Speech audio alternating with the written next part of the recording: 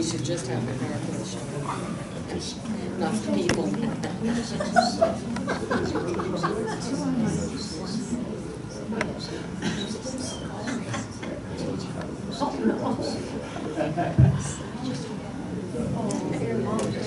All right, I want to welcome you to Sabbath School this morning, and we're going to be talking about empathic civilizations. What is that?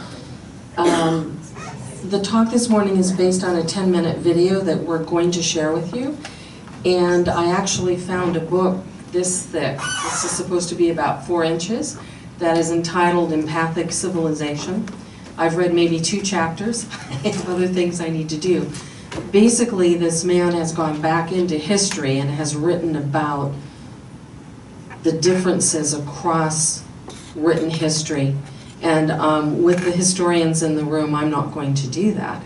But the video is the crux of it. Roger and I are going to be sharing this morning. So just that you know what's happening, I'm going to chat a bit. There's going to be a video. And then Roger's going to talk about some comments, deep breath, we're among friends, talk about some comments that he takes away from the video. And then I'm going to share a few things, and I have a 2-minute video that makes the point, and then we're going to talk, okay? For those of you in the room now, I will say there might be a couple of things in the video that will cause you to bristle. Because they talk about things like biologic evolution and etc. I'm a creationist, but if I look around, I can tell that things evolve. So just so we can get those biases out there. Just a little bit as a prep for where the video is going to go. It doesn't hit all of this, but basically, when I first heard that our children, their brains are being rewired, I kind of went, yeah, right. Rewiring the brain? Well, when I got into it, I realized that's true. It has changed. People who were foraging and hunting don't think the way we do, or didn't at the time. They're not still around. Hydraulic versus agricultural. In industrial society, things changed. And then now we're in an electronic society. We think very differently. How many people who were foraging and gathering had to tweet about their food?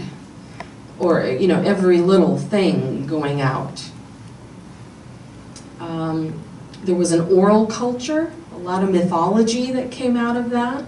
The written culture allowed a theological approach to take better hold.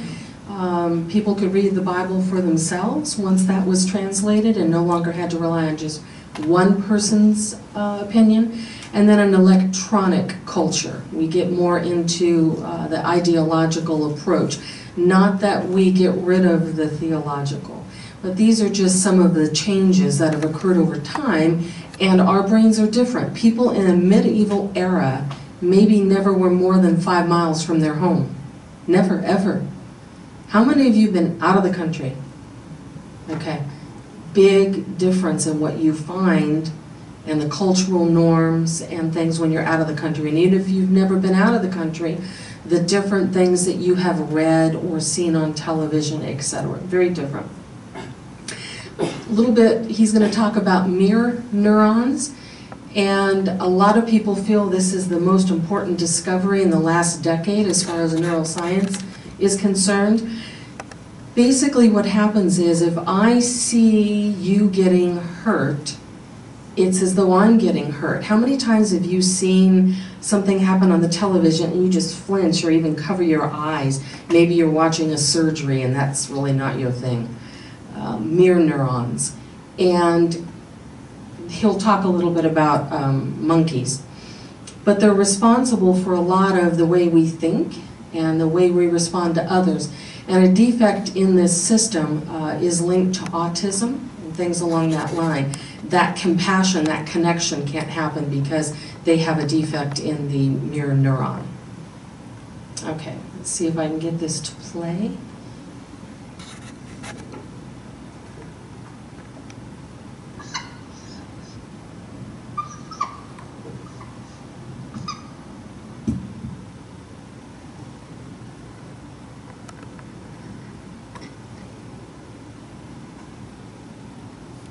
in the last 10 years, there's been some very interesting developments in evolutionary biology, neurocognitive science, child development research, and many other fields, which is beginning to challenge some of these long-held shibboleths that we've had about human nature and the meaning of the human journey. But there is another frame of reference emerging in the sciences, which is quite interesting. It really challenges these assumptions.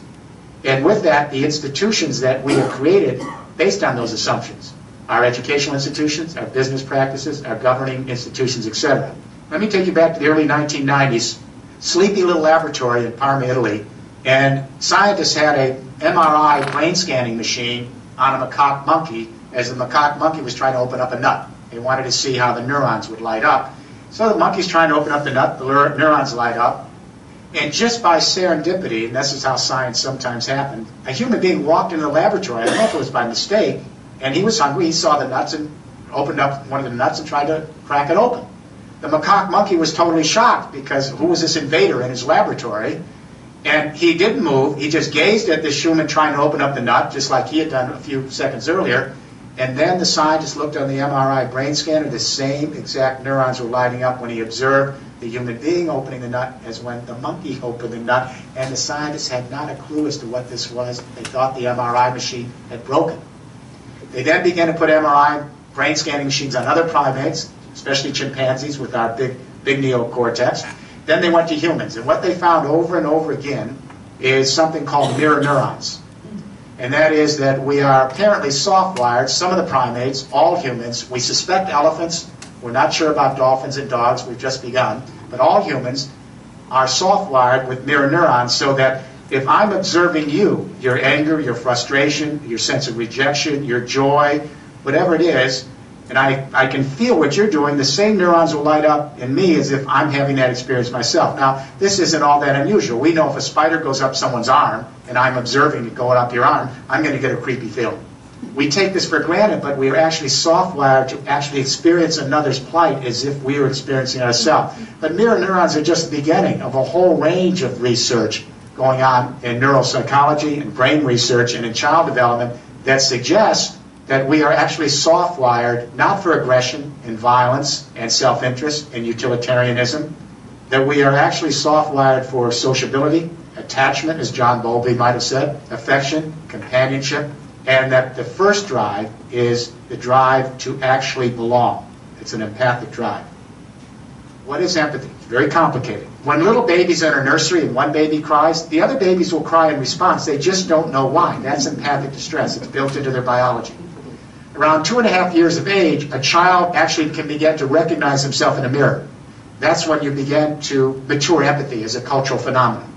And then as once a toddler can identify themselves, then they know that if they're observing someone else have a feeling, they know that if they feel something, it's because they're feeling it because someone else has it. They're two separate things.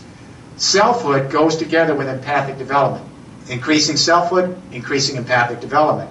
Around 8 years of age, a child learns about birth and death. They learn where they came from, that they have a one and only life, that life is fragile and vulnerable, and one day they're going to die.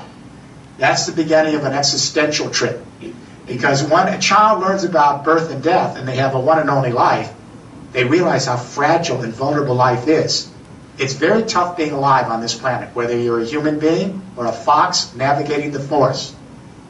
So when a child learns that life is vulnerable and fragile, that every moment is precious, and that they have their own unique history, it allows the child then to experience another's plight in the same way. That other person or other being, could be another creature, has a one and only life. It's tough to be alive, and the odds are not always good. So if you think about the times that we've empathized with each other or fellow creatures, it's always because we felt their struggle. We have the width of death and empathy and the celebration of life. And we show solidarity with our compassion. Empathy is the opposite of utopia. There is no empathy in heaven. I guarantee you, I'll tell you before you get there. There isn't any empathy in heaven because there's no mortality. There's no empathy in utopia because there is no suffering. Empathy is grounded in the acknowledgement of death and the celebration of life and rooting for each other to flourish and be. It's based on our frailties and our imperfections. So when we talk about building an empathic civilization, we're not talking about utopia. We're talking about the ability of human beings to show solidarity not only with each other, but our fellow creatures who have a one and only life on this little planet. We are Homo empathicus. So here's the question.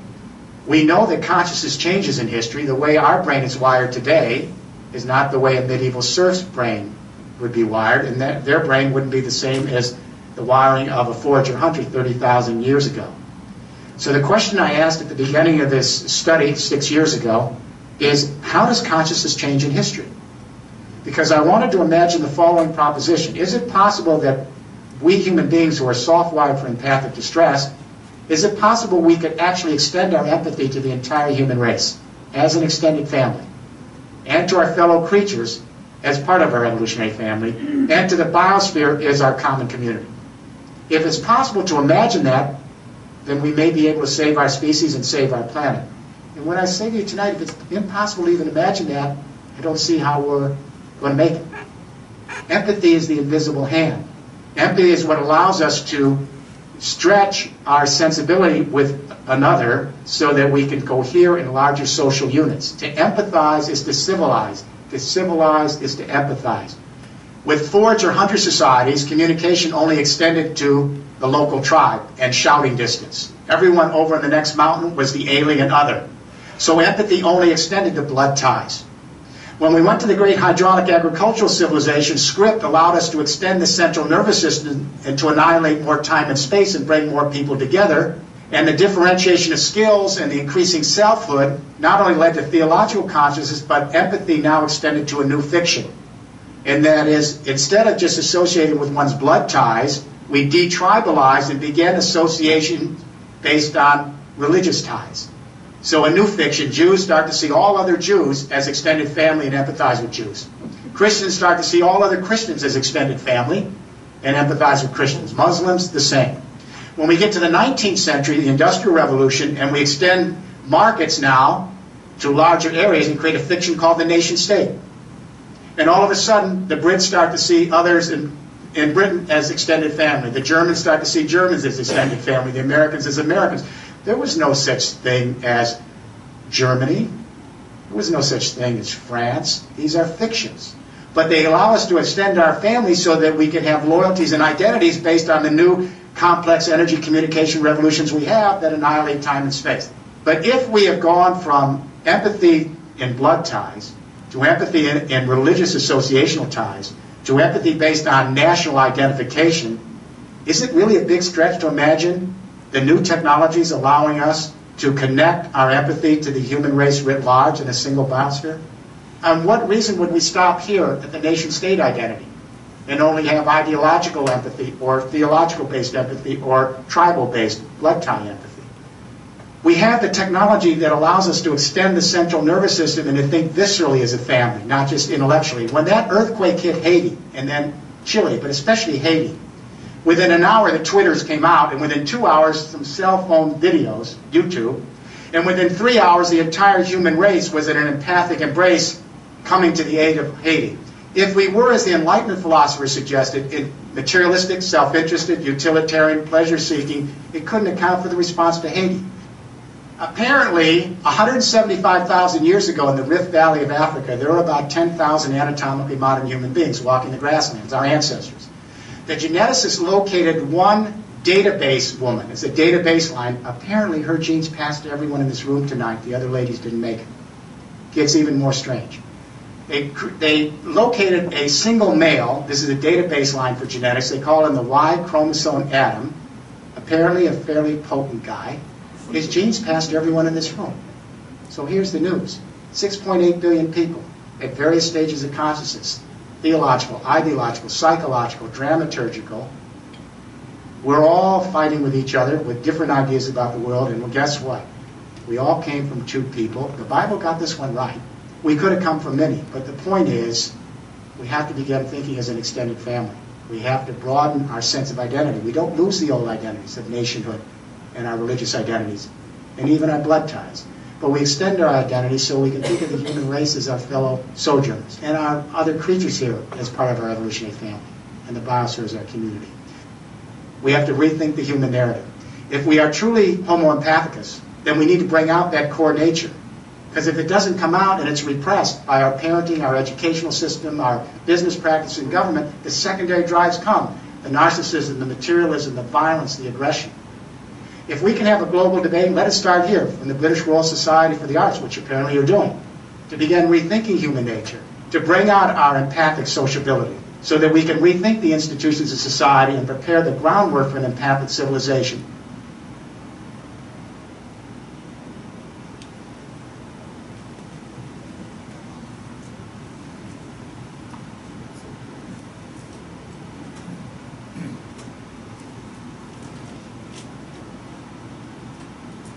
To the next slide, I'm having to go up.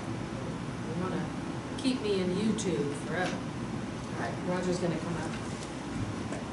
I actually think the theological is one way that we can set things straight. This will not be a theological discussion. I can assure you. Pardon me? You should stand right there. Well, I'm going to be reading. Okay.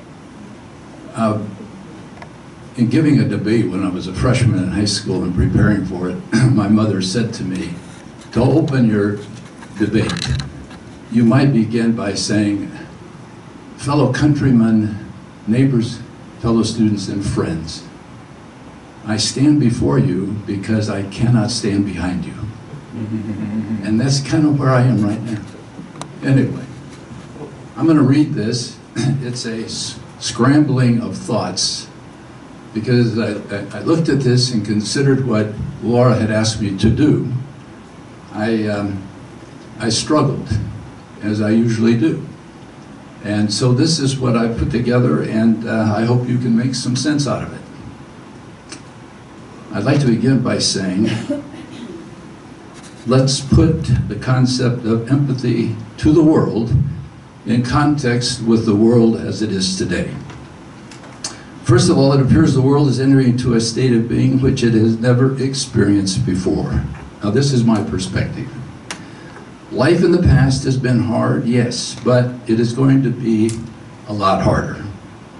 Without a doubt, we're entering or have already entered into a time when the entire world population will be struggling for survival.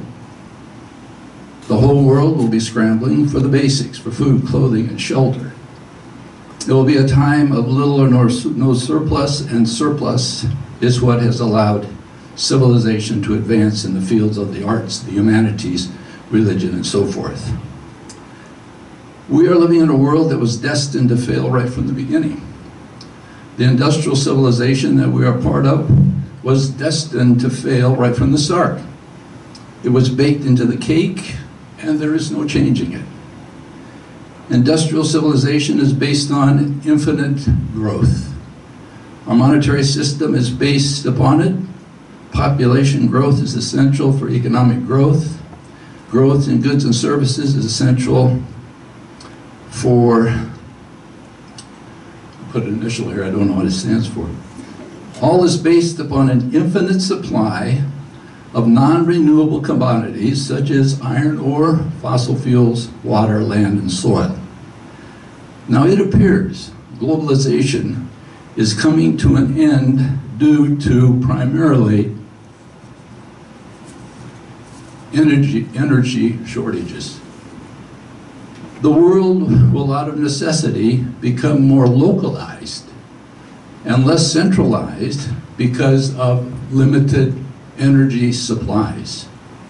The digital age in which the concept of this video is based is not sustainable. It is based on an endless supply of inexpensive energy, and that day has basically come to an end. The rare elements essential for high-tech products are in limited supply and dependent on fossil fuels to be extracted and processed. The world is becoming more nationalistic with Brexit and the current views here in America. There's going to be a worldwide struggle for resources than ever before. For example, melting of the glaciers in the Himalayas, called the third pole, which feeds 5 rivers that supplies water to some 250 million people. These melting glaciers will cause these rivers to eventually become a trickle. The melting of the polar ice caps, especially in the Arctic, is already affecting the gradients between the equator and the polar caps, and thus the jet stream across the northern hemisphere.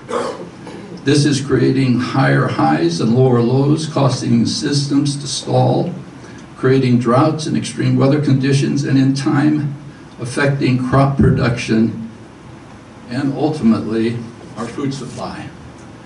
With the rapid depletion of crude oil, the lifeblood of industrial civilization, and as our former president George W. Bush said, the lifeblood of civilization, or that we are addicted to, in time, the vanishing of this source of energy, life as we know it today will no longer exist. Now, how will people relate to this?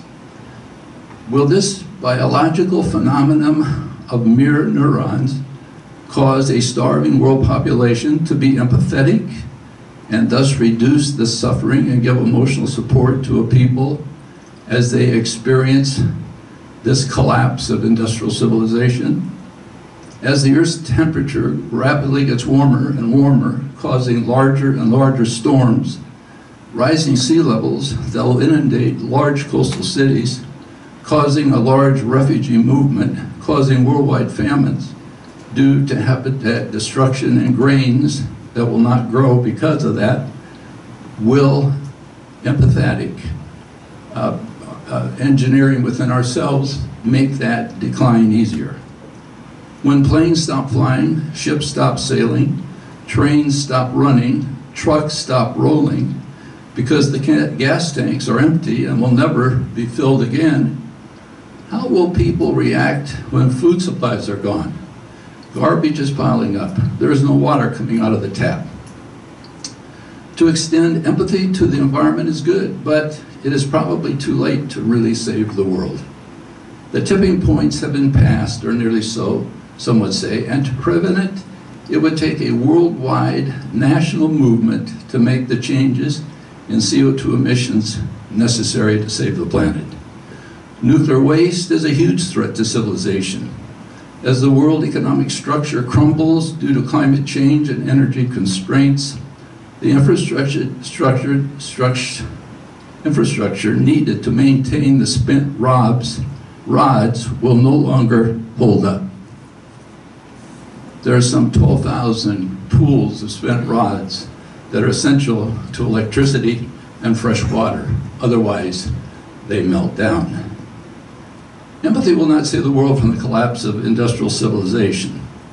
The rapid developing events of climate change, energy scarcity, and economic collapse are not problems with solutions, but rather they are predicaments with outcomes.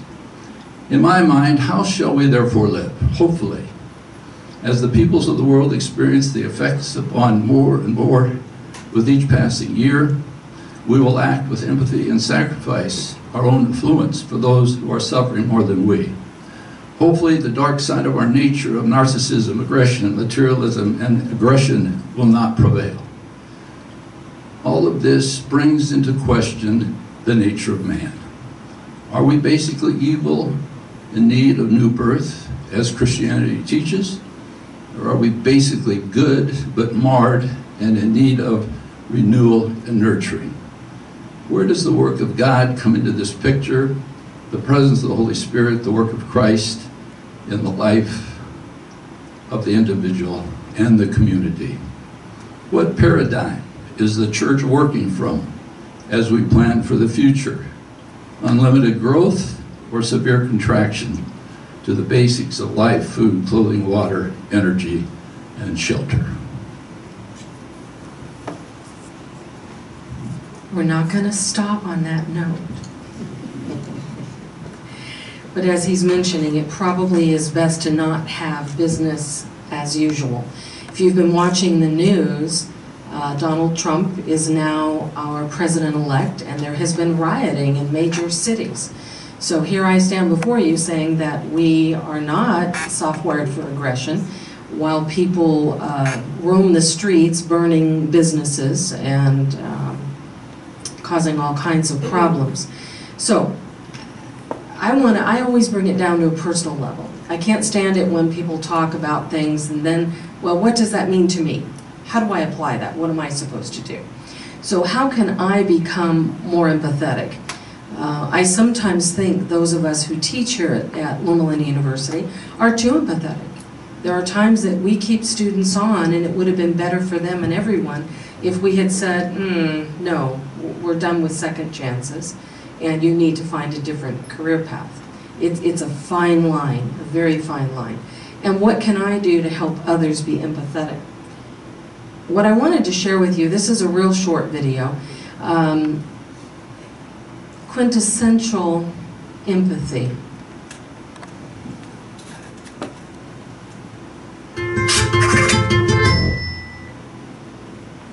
Let me give you an example. His name was C.P. Ellis, Claiborne Paul Ellis. He was born in 1927 in the county of Durham, North Carolina. He was from a poor white working class background, and like his father before him, he decided to blame his problems on the African American population, on black people. And like his father before him, he joined the Ku Klux Klan. He rose through the ranks. He became the exalted cyclops of his local chapter of the Ku Klux Klan. C.P. Ellis was invited to a community meeting in his town to tackle racial problems in schools. He was invited because he was a prominent local figure. He was elected co-chair with a woman who he hated with a purple passion, which was this black civil rights activist, Ann Atwater. And they thought there's no way that they're going to be able to work with each other. But something astonishing happened. They spent a few days trying to recruit people onto their race committee. C.P. Ellis went out knocking on doors of his white supremacist friends, and he came back and said to Ann Atwater, you know, I've been knocking on the doors and nobody wants to talk to me, no one wants to be part of this because I'm spending my time with a black civil rights activist. And Ann Atwater said, same thing happened to me, I've been knocking on the doors in the black community, no one would speak to me because I was speaking with a known Klansman. And then C.P. Ellis said, you know, my son came home from crying from school yesterday because a white liberal teacher made fun of him because of what I was doing working with you. And Ann Atwater said, yesterday the same thing happened to my daughter. She was being made fun of by the kids at school because I was spending my time with a KKK member. They discovered they had things in common. They actually discovered, more importantly, that they shared the oppression of poverty. This encounter exploded C.P. Ellis's prejudices. He recognized that he shared a lot with this other person, that she was just another human being. In fact, at the end of the 10-day community meeting, he stood up in front of 1,000 people and he tore up his Ku Klux Klan membership card. He later became a prominent civil rights activist, a leader of a union that was 70% black, and they became friends for the rest of their lives. This is Big Idea.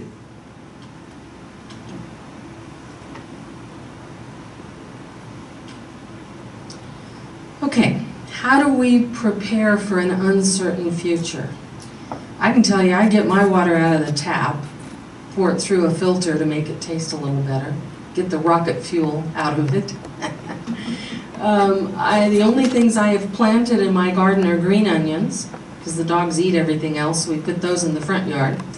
So I don't know what I'm going to do when food gets scarce. I mean, you look at the different, I mean, again, people are roaming the streets simply because they don't care for who became president. We've had issues before when some white police officers got off from the beating and killing of a black man. The riots in LA. My boss at the time, who was my department chair, was working on his PhD downtown LA, and he didn't know what was going on. Nobody had told them before they left class. Maybe the teacher themselves didn't know. And he was driving through town, and people were, you know, surrounding, and he saw this going on. He drives through to get some food, and people are looking at him like, you know, you really need to go home. You need to get out of here. So here I stand telling you we are wired for empathy. I do believe that. And yet these terrible things are happening across the nation. And you can come down on the side of the police officer. Let me tell you, somebody trying, you know, I see something black in their hand. Am I going to think it's a cell phone, or am I going to assume it's a gun?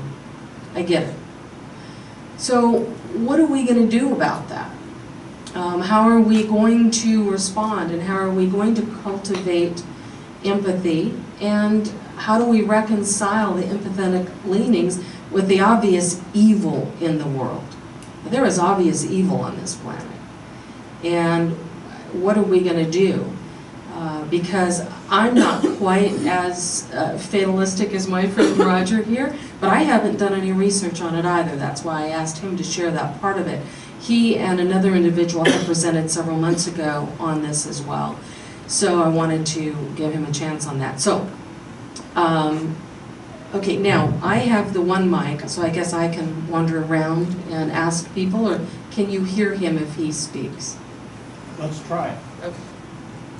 I think ignorance is a major issue here. And we have a society who's anti-intellectual, anti-education. And ignorance breeds fear, and fear displaces empathy. That's all I got. Okay. You may remember several years back about the man who was beaten up because a lot of jobs, they were angry at the Toyota, Honda, etc. And they beat this guy up thinking he was Japanese. It turned out he was Korean or something. And they beat him up because they lost their job. And you may remember that. I think you're right. Fear displaces empathy. And you saw in this last video how a Klansman actually became a friend of a black activist. So somehow they got over that. Other thoughts? Yes. Yes. Well, looking at this from a different angle, in philosophy and theology, there's long been a discussion as to whether Thomas Hobbes's view of human nature or David Hume's view of human nature is more accurate. And your presentation would suggest that David Hume's is. That is, he talks about sympathy, not in the way we use the word today, but in the way that your presentation talks about mirror neurons. So that's an interesting debate, I think, and so David Hume comes out on top of that. Now, another thought, though, is that another person named Reinhold Niebuhr wrote a book called Moral Man and Immoral Society, and the thesis of that book is that when we are interacting as individuals, we have what you're calling mirror neurons. But when we become members of groups, we act in far more savage ways than any one of us would do individually. And so I think, that he's theologically speculating. I think that's something that could be empirically tested as to whether the same person acts differently as an individual interacting with another individual, or as a member of a group interacting with another group. Mob mentality, basically, because you're not being singled out, you're in a group, and so you act differently. They've done a study with kids where at a school the kids with blue eyes were not allowed to drink out of the water fountain, and you could see how all of a sudden and then when they switched it in a month, the brown, but you could see the whole, almost like racism, start within children at an elementary school. And I think the study was like blue eyes, brown eyes, or something like that. But they did that, and you could see they didn't want to talk to them if they had blue eyes. They couldn't use the water fountain, drink out of the same water fountain. They couldn't use the same restrooms. And you could see the whole shift in dynamics of friendships and all of that. And then they reversed it. So there is something to that. I'm surprised that got through IRB if it's elementary school. Anyway, Roger. Well, they did that same study on a group of teachers. Did you see that in that same presentation? Yeah. Where they had it all set up where they had this one group and then the other. And then they started showing favor to the one group rather than the other, and the hostility that arose among those who were being ostracized was just amazing among professionals. And did you see when they came back together like 20 years later? And yes. Because they were shocked at their own behavior. Yes. Yeah. Yes. We don't have to look to studies. We can just watch the news. Last night, I was amazed at some of the things that are happening in schools as a result of what's going on in this country. I mean, that's just playing it out right on our doorstep. Yes. Not only the rioting, but the hateful commentary against different races. Yeah, and the things coming up on Twitter. Yeah, yeah. It's not only there, it's within our own community. I was once in a Sabbath school a few years ago where somebody had done a lot of work in a Muslim country, and we're talking about Muslims. And I was shocked at what was coming out of my church members' mouths against Muslims. And when you ask them how many know a Muslim person, none of them did. You know, and that's, you know, part of it. It goes back to your fear and ignorance because they don't know somebody, they have different values. And I was really shocked at my Christian Seventh-day Adventist friends, what were coming out of their mouths about Muslims and terrorists.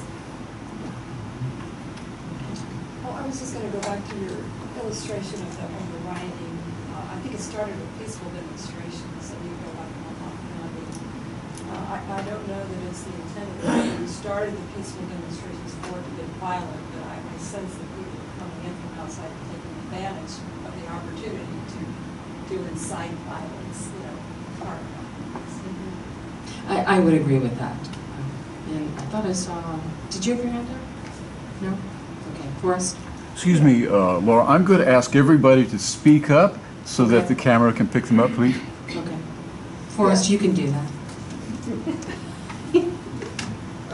Well, my good friend who spoke earlier, he and I have a difference of opinion on this. I think we're going to hit some rocky roads. I'm not sure civilization's going to end just because we're theoretically going to run out of oil.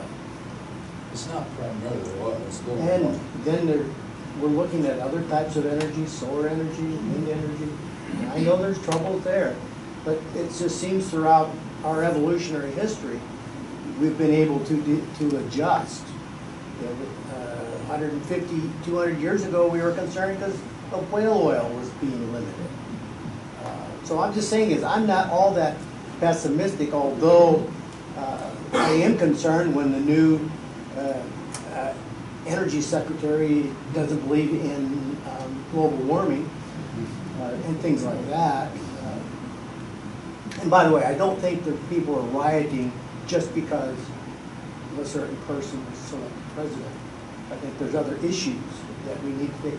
I mean, educational secretary, what does he know about education? Global warming, I mean, those are issues. But getting back to this empathy thing here, you know, we do have circles of empathy. Yeah, you know, my immediate family, my sons, my grandchildren. I'm not sure I have that same empathy for someone in South Africa, as much as I would like to think I do. I think that is empathy for my family whom I love versus a stranger I've not met.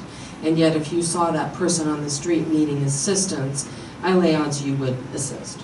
And I think that's where that Good Samaritan empathy type of an issue comes in. But how would I know that person's not a met that standing here on the street, you know, with a sign that says I'm a vet? That's fear. You don't. You don't. Yeah. That's fear. Yeah. No, Okay. Yeah, Peter. Since you start talking about empathy, I try to clarify in my mind what that really is. And I want your comment on this. If you think that empathy is the same with the golden rule, don't do unto others what they don't want them to do unto you. And the next thing, in your view, to become a little bit more theological now, in your view, do you think that Jesus' death on the cross was an act of empathy or love? And if there is any difference between empathy and love? I think empathy is, what's the word I want? A product of love. So to me, to be empathetic is a way to show your love for someone. And so that's what I would say is that his dying on the cross was absolutely his showing of love. And I just turned 58 yesterday, and I've forgotten your first question. That's why I went with the second one. You asked the difference between empathy and the golden rule. Yes. Don't do unto others. Yeah. You don't want them to do unto you. I think the golden rule, again, is a byproduct of empathy.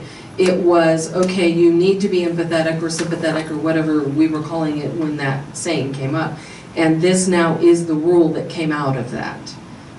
Do unto others as you would want them to do unto you. I mean, that sounds like something I would tell my children. Anyway, go ahead. Can I add how I understand this? I think empathy means getting into other people's shoes, exactly.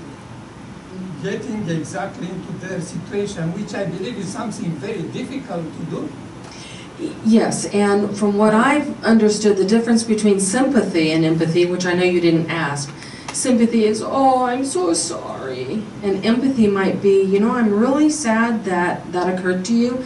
Nevertheless, your behavior must be. And I am thinking that one example that comes to my mind, how different people, famous people even try to express their empathy. And the person that comes to my mind is George Orwell. What he did, he went on the streets of London and Paris and got into the society of vagabonds and people, you know, destitutes, dressed exactly like them and lived among them for a period of time to understand them exactly, because not being into their situation, you cannot really describe and understand what they are living through. True, true. Yes. I'd like to respond. To my friend, Forrest. Now, I think if you really do the research and look into this deeply, we are in the sixth mass extinction, according to geologists and anthropologists and so forth. There are 150 to 200 species, according to the UN, dying every day, going into complete extinction. And as I understand it, that those who know this science say that every species eventually goes extinct. That it's just, there's, you know, they run out of habitat, all kinds of reasons. Now, so that, just wanted to respond to that. Secondly, I think it's George Lakoff, isn't that the gentleman that wrote The Elephant? He talks about two types of people when you come to different political views. There are those who are quite authoritarian in their views. There are others who are quite nurturing in their views. And because of those two views, you have an ideology that's basically pretty hard to resolve, because both feel they are morally and ethically right. So whether or not this inborn neuron mirroring can overcome those kinds of things, such as supremacy of race and the area of divine, what do they call it? I wrote it down. What is it? Manifest destiny, which has ruled the world from the beginning. Whether those things can be overcome, that'll be a challenge. I know when I was in Saudi Arabia and we had some of our students come here to take radiation therapy, one of the young men, we hit him hard with a writing class, and everything they had to write about was absolute immersion into American feminism, things that they needed to respond to, purposely designed by me. I'm trying to remember, it wasn't, I think it was Saud. He had to admit, he said, when I came here, I firmly believed a woman could not handle a powerful machine like a car. He said, I now admit they not only can handle them, many of them are better drivers than the men. So the enculturation was successful. But part of that is the fear of the unknown, if I can go back to what you were sharing, Michael, the fear of the unknown. As I got to know them and they got to know me, there were differences. I said, you know, more were going to come over, and they said, you know, our families are very worried about us coming to Loma Linda. And somebody said, why? And I, we live 60 miles east of LA. What do they know about LA? Okay? And I said, well, you know that our families have been worried about us coming here. But why? Okay? We all see our culture in a little bit different way. Adventists in Tennessee worry about their children coming to Loma Linda too. Excellent video. I've never seen that genre before. I'm still processing it. But I didn't hear the word love in the video. And what I got the impression that empathy came before what we know as love. So I heard here that love produces empathy, but the video suggested that empathy is coming from the genetic and the brain neural structure. Mm-hmm. So we need to reconcile that. His opinion and mine. Okay. I think that, and love is a verb. It's not necessarily a fuzzy, nice feeling. I help someone out of love either for them or for God, and I think that that is tied with empathy. That's just my opinion, and that the empathetic approach, behavior, comes from that love thy neighbor. That's my opinion. The guy who did this is not a Christian, and so he's going to have a different approach. But I have not done, I mean, you know, who am I to say other than it's my opinion. So. Okay.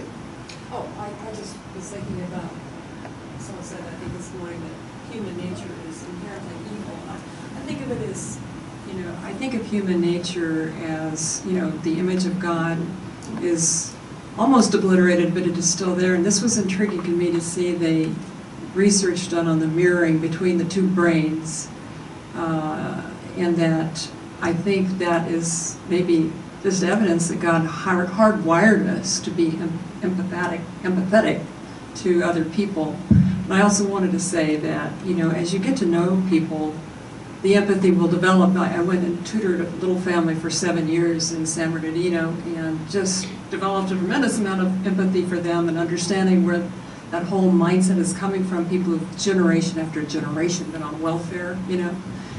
And, you know, and another illustration is just, I have a new cat. Never liked cats before. I was never interested in cats, but she adopted me, and now I love her practically like my own baby. I mean, you know, just the closeness, getting to know that cat, you know, it's just amazing how the brain works. I think there's something to this, what this guy said. Emotions are absolutely contagious from the little bit of the research I've done on that. And so many times, if you just smile at someone, that's an immediate brain-to-brain connection. You know, that limbic system being an open system. And I think that empathy can maybe start there with just a smile, acknowledging that this person is worth your time and connection. And rarely am I rebuffed if I smile at someone. And I've shared stories about it. Do you need the mic?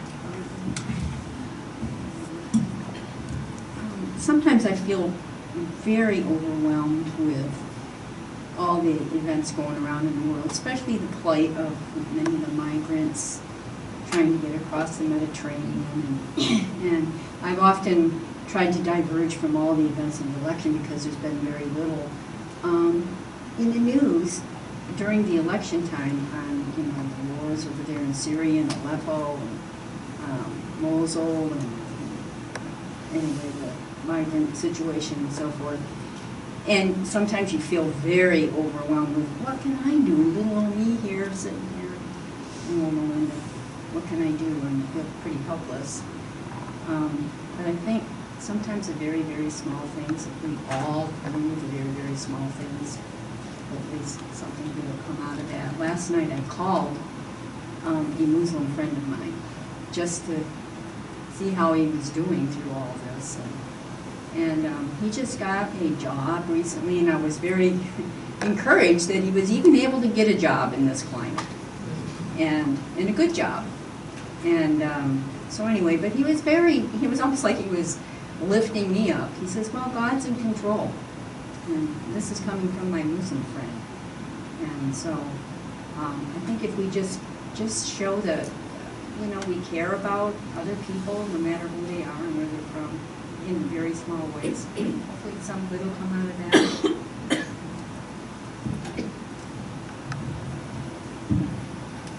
Yes, sir. Well, I have a question.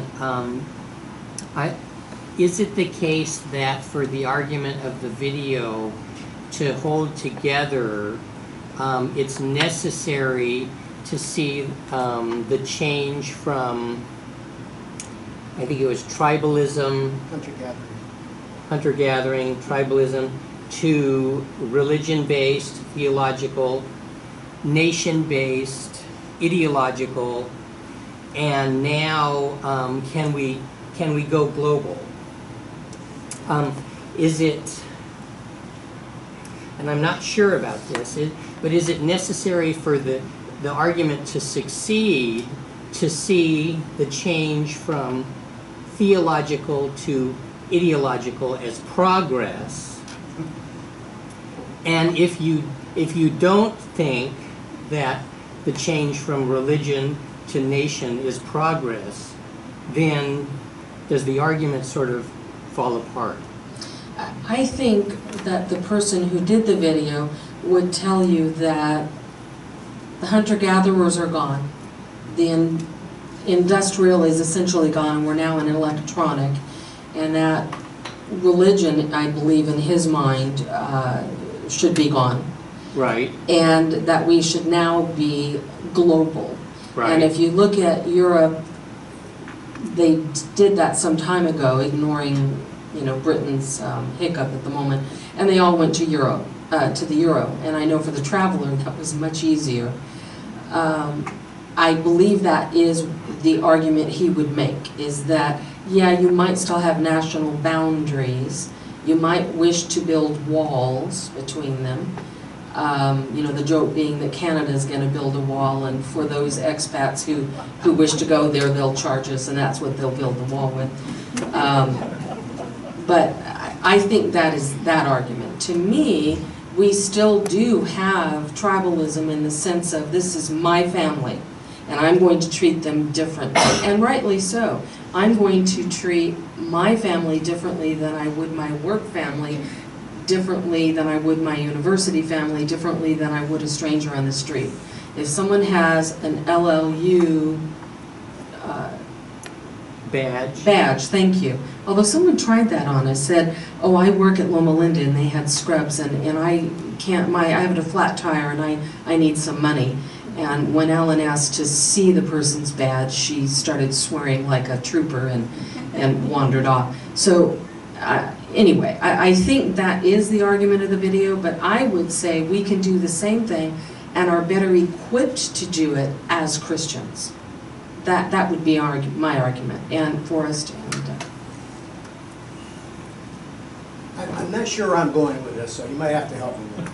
Okay. I believe in empathy, but I think empathy can be manufactured falsely. Now, I pastored for several years, and I don't know how many times I had people come to the church door and say, oh, I'm a Seventh-day Adventist, or I'm something like that, I'm a Christian.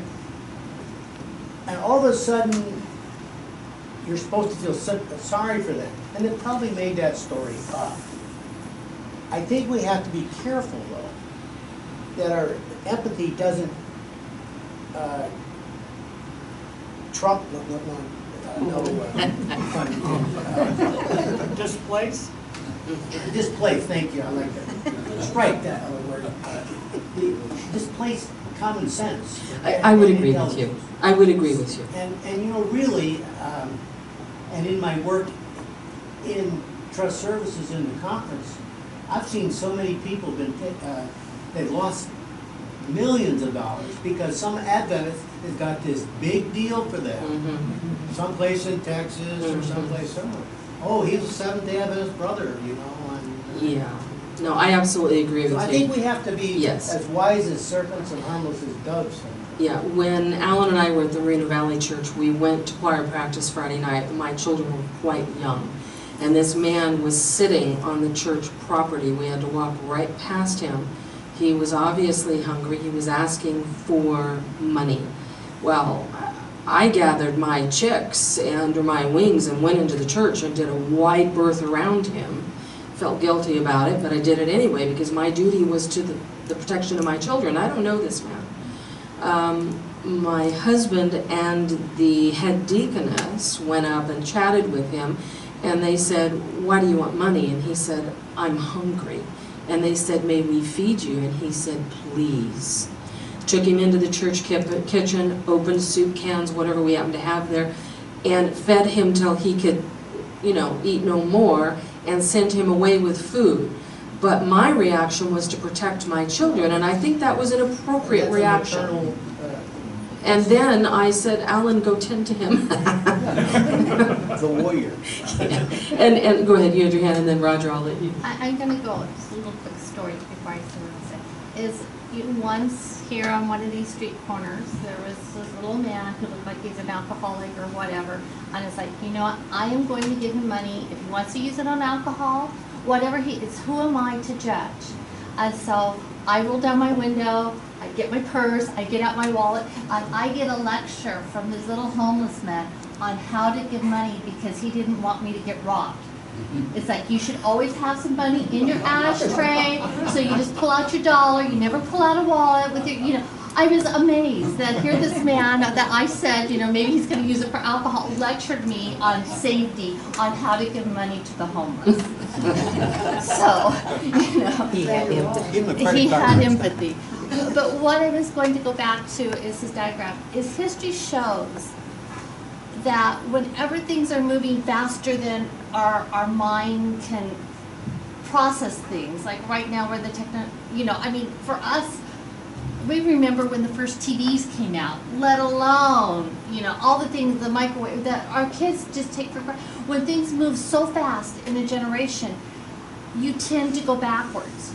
We went from like the Bronze Age to the Dark Ages. We went from the Renaissance to the medieval. I mean, and I think that is what we're seeing. This global and everything is that we're on a ship, and it may be through global warming that we're going to go backwards. And that's just history. Every 500 years, when things are changing so fast in a generation, you have this fear.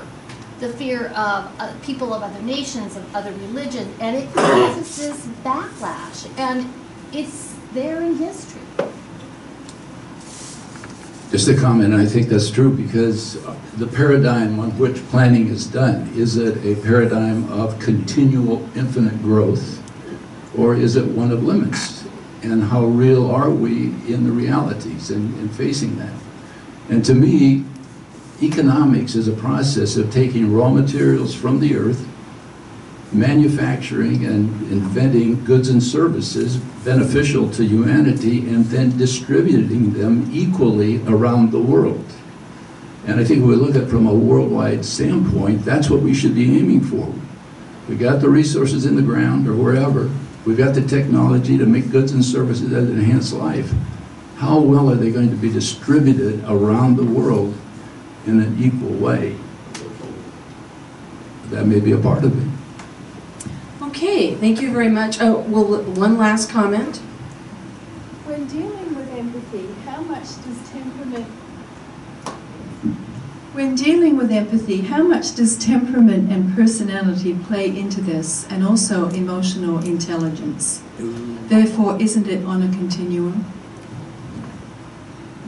Absolutely. I mean, some people are just empathetic without thinking about it. It's just part of who they are. Others have to struggle with it, and it is also very important. I very much agree with Forrest when he was saying, he didn't use the word gullible, but we have to be very careful that our empathy doesn't cause us to be gullible, and that we're sharing money with some prince in some country that we don't have.